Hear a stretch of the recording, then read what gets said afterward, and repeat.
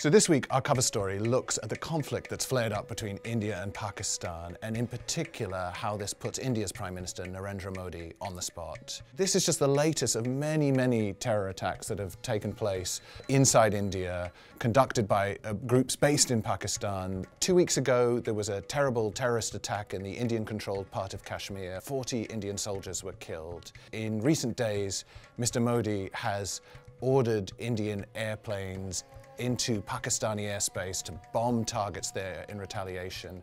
An aerial battle ensued. Pakistan and India both claim to have shot down one another's planes. Pakistan captured an Indian pilot.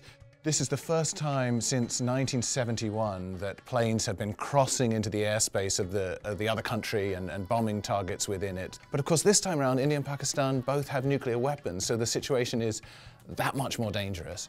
The big question now is whether the two sides are able to back down or whether the sort of spiral of escalation continues. The thing that makes this situation particularly combustible is the fact that India is facing an election in April. At the last election campaign, Mr. Modi sold himself as a big reformer who would bring jobs to India. That hasn't quite worked out as planned. Though the economy has grown, unemployment has risen, and there's a sort of broad dissatisfaction amongst a lot of voters with the state of the economy. And then he also has as his sort of foot soldiers in the campaign Hindu nationalist activists who feel that Mr. Modi hasn't done enough to advance a strong pro-Hindu, anti-Muslim agenda. Hindus are 80% of the population in India, and obviously the temptation for any politician is to try to appeal to them because that will automatically help at the ballot box.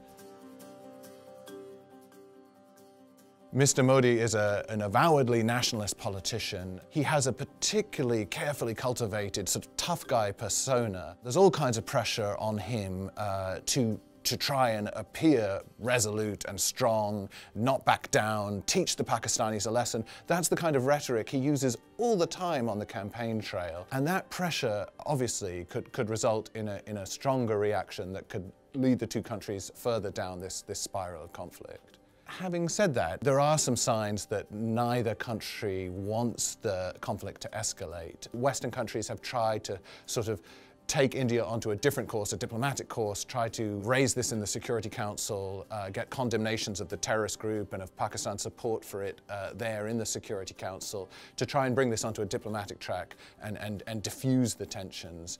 And certainly, you know, for the safety of India, that's the thing that Mr. Modi needs to do. He needs to step back from the conflict.